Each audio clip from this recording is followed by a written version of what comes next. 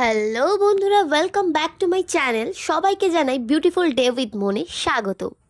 আজ তোমাদের জন্য নিয়ে এসেছি একটা দারুণ ক্যাফের ঠিকানা। ক্যাফে বলা ভুল, এখানে আড্ডার জন্য অ্যাপ্রোপ্রিয়েট জায়গা।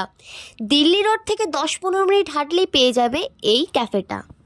বন্ধু বান্ধবকে নিয়ে বা পরিবারের সাথে একটা ডিনার ডেট করতেই পারো। চলো এবার ঘুরে দেখে নাও এই ক্যাফেটা কিরকম। ও সরি, ক্যাফেটার নাম হচ্ছে আড্ডা জাংশন। নামটা খুব ইউনিক না?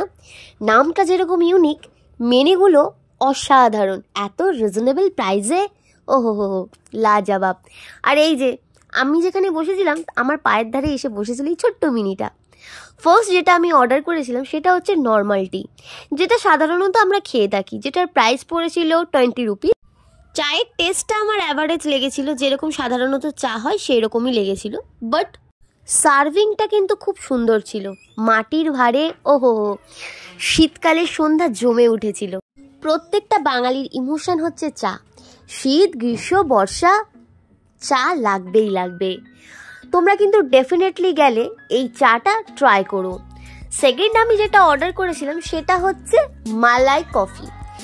কফির টেস্ট যেরকম ছিল অ্যাজ পার অ্যাজ সেরকমই ছিল, কিন্তু তার সাথে ইউনিক যে টেক্সচারটা ছিল সেটা হচ্ছে মালাইয়ের যে এক্সট্রা থিকনেস ছিল কফির মধ্যে মিশে গিয়ে আলাদাই টেস্ট লাগছিল। সত্যি আমি অনেক কফি ট্রাই করেছি, আমার এই কফিটা একটু ইউনিক লেগেছিল। চলো আমি কফিটা খেতে থাকি। তোমরা কিন্তু অবশ্যই আমার চ্যানেলটা সাবস্ক্রাইব করো এরকম নতুন নতুন ভিডিও দেখার জন্য। আর যারা আমার চ্যানেলকে এখনো সাপোর্ট করছো তার জন্য অসংখ্য অসংখ্য ধন্যবাদ। তারপর সবশেষে আমি যেটা অর্ডার করেছিলাম সেটা হচ্ছে চিজ ফিশ বল। সত্যি ইটস ডিফারেন্ট। গরম গরম সালাডের সাথে কাসন্দিতে ডুবিয়ে যখন মুখে দিলাম না, সত্যি ভয়েস রেকর্ড করতে করতে মুখের মধ্যে জল চলে আসছে। সত্যি রিয়েলি টেস্টি। ও এইটা হচ্ছে এদের চা কাউন্টারটা, যেখানে ওরা কফি টি সার্ভ করে থাকে বা বানিয়ে থাকে।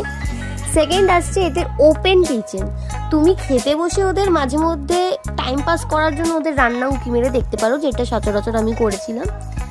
আমার বেশ ভালো লাগছিল।